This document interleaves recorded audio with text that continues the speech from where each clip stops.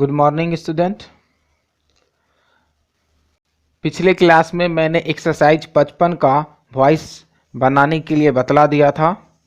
आज जो है हम लोग एक्सरसाइज 56 का बनाने के लिए सीखेंगे। एक्सरसाइज 56 का स्टार्ट करने से पहले हम लोगों को कुछ एक बात का ध्यान रखना है। इस पिक्चर को ध्यान से देखो, यहाँ पे इंस्ट्रक्शन लिखे हुए हैं, put the following into the passive voice, यानी नीचे जो भी ट्रांसलेशंस है एक्टिव वॉइस में हम लोगों को उन सभी को पैसिव में बनाना है। उसके बाद लिखा हुआ है you need not mention the agent accept in numbers 21, 22, 23, 24, 25 and 31। यानी इसके कहने का मतलब ये है कि जब भी हम लोग एक्सरसाइज 56 का बनाएंगे तो 21 से लेके 25 तक और 31 में, एक बार फिर से ध्यान से सुनो, 21 से लेके 25 तक और 31 में एजेंट का यूज नहीं करना है। एजेंट का मतलब होता है बाय प्लस सब्जेक्ट। जैसे कि हम लोग बाय लगाते हैं और उसके बाद सब्जेक्ट को लिखते थे, उस तरीके से हम लोगों को इन 6 में नहीं करना है। कौन से 6 में?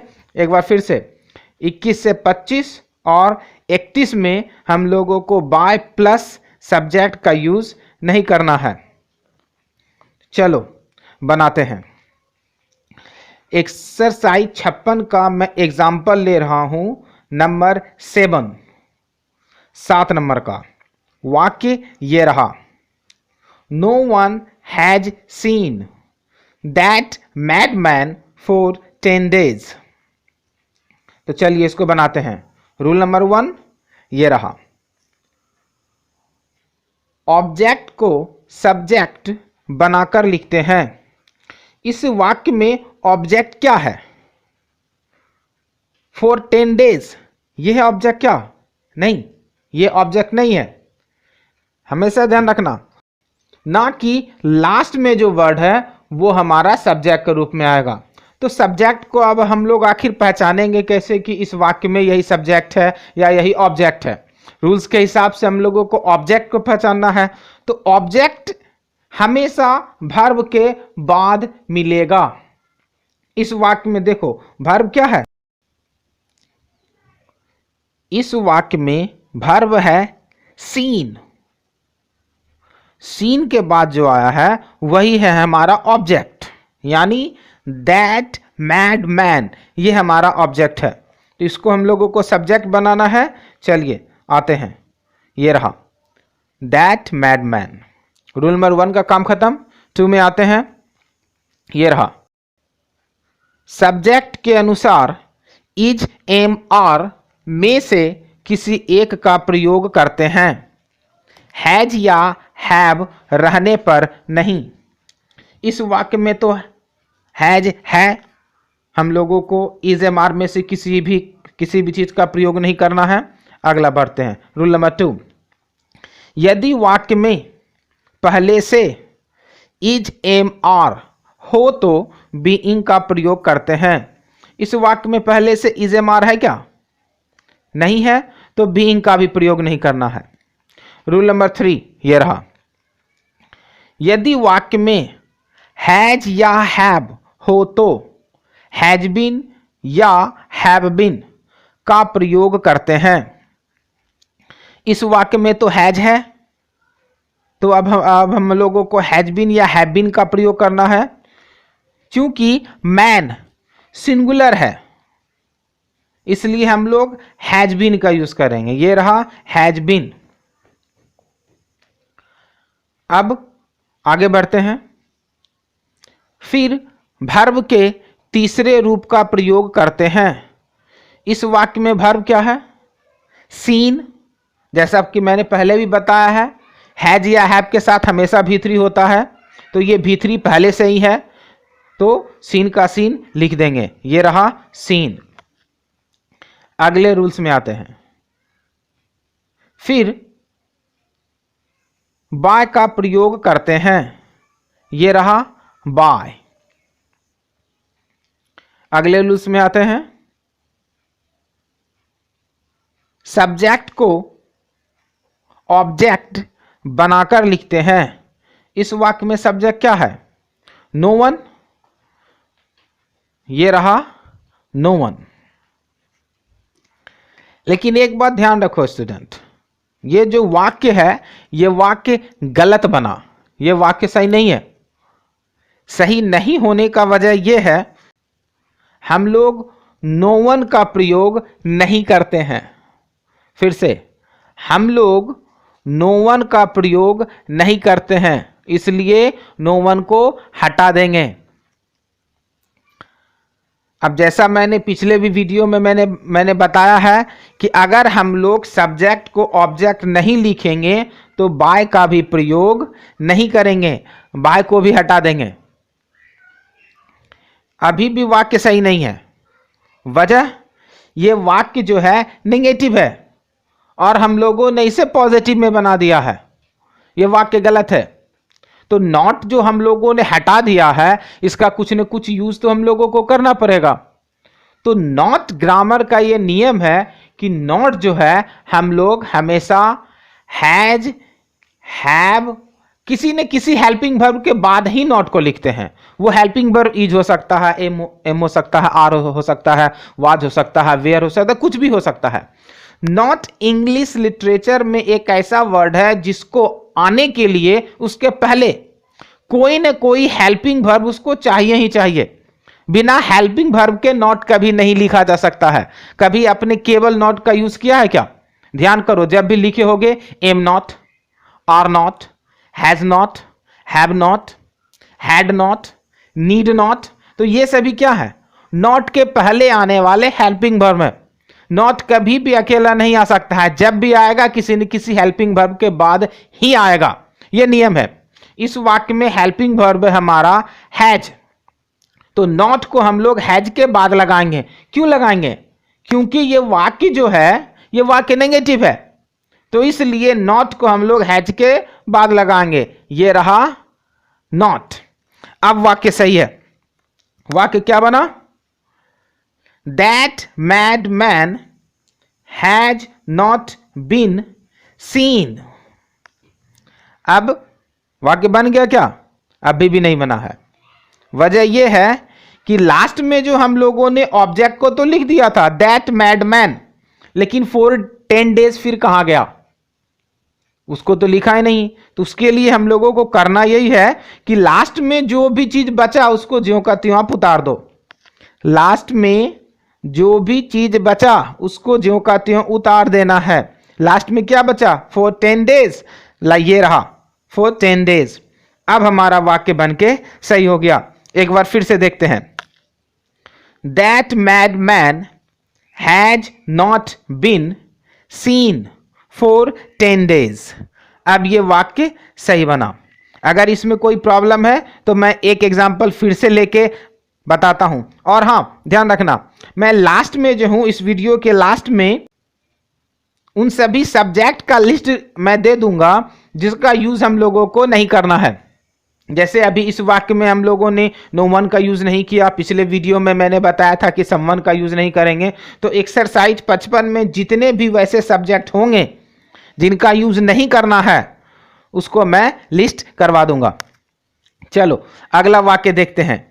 ये रहा, we use this room only on some special occasions.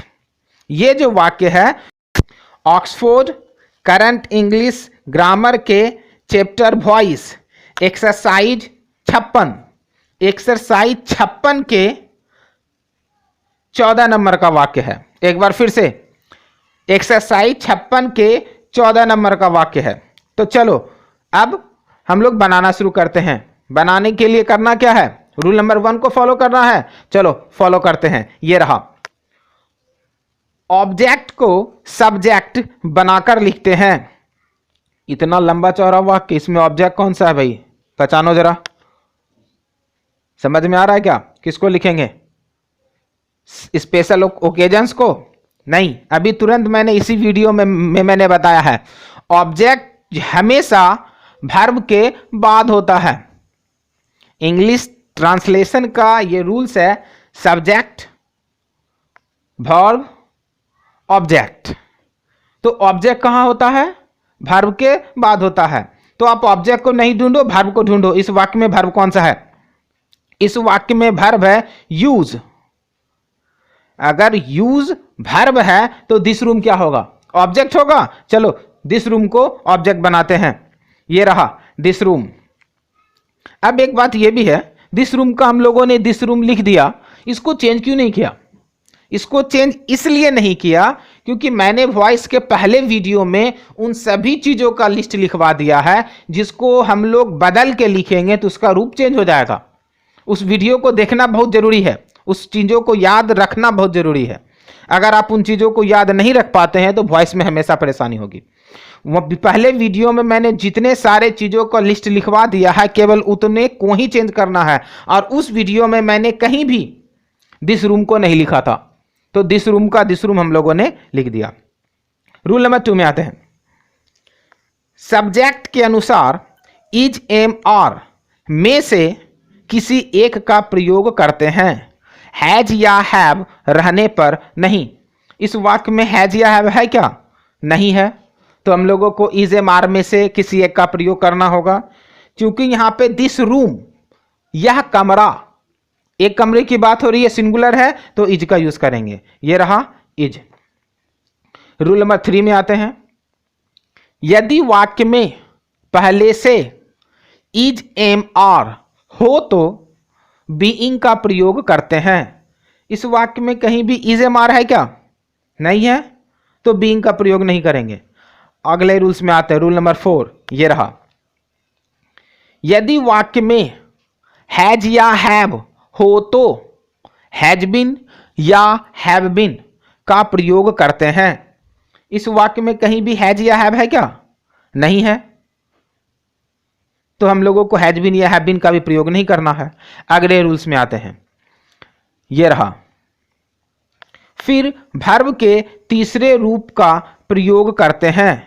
इस वाक्य में वर्ब है यूज। यूज का तीसरा फॉर्म होता है यूज्ड। इसको यूज करना है। यह रहा यूज्ड। अगले रूल्स में आते हैं। यह रहा। फिर बाय का प्रयोग करते हैं। यह रहा बाय। अगले रूल्स में आते हैं।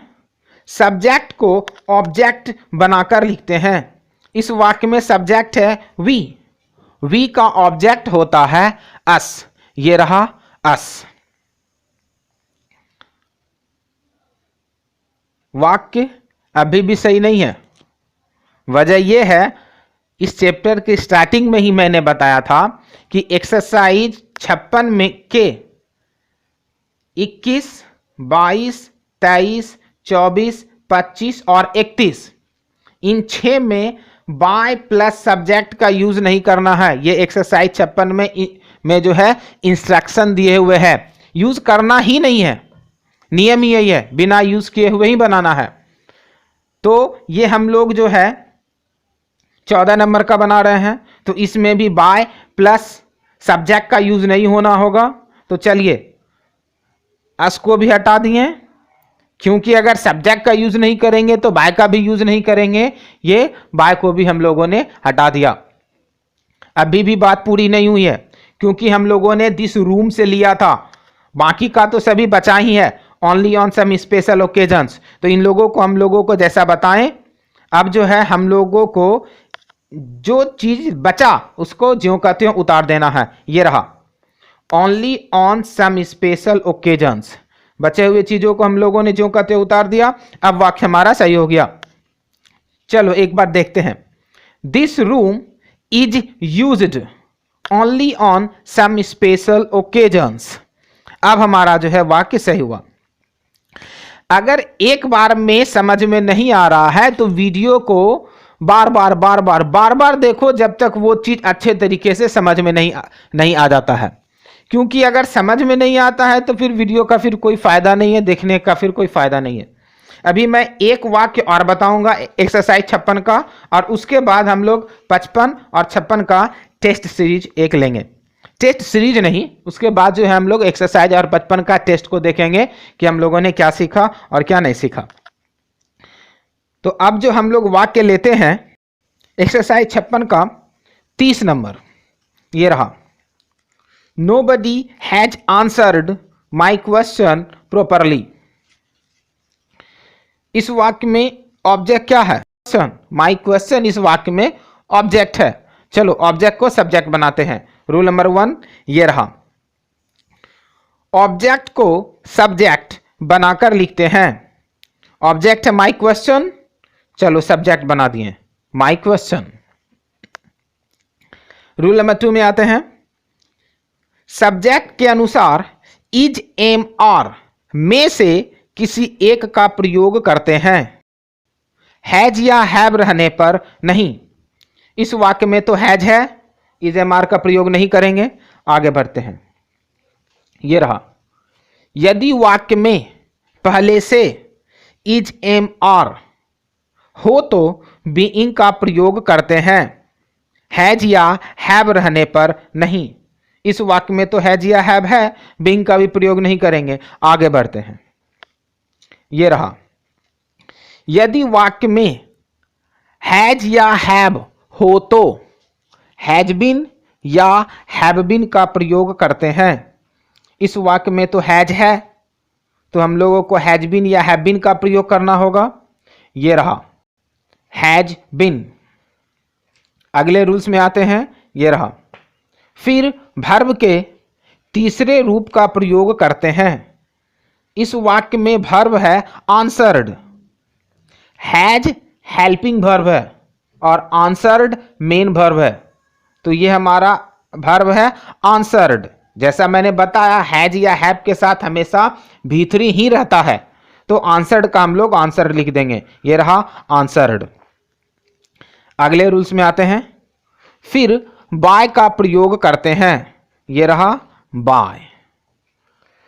लास्ट रूल्स ये रहा, सब्जेक्ट को ऑब्जेक्ट बनाकर लिखते हैं।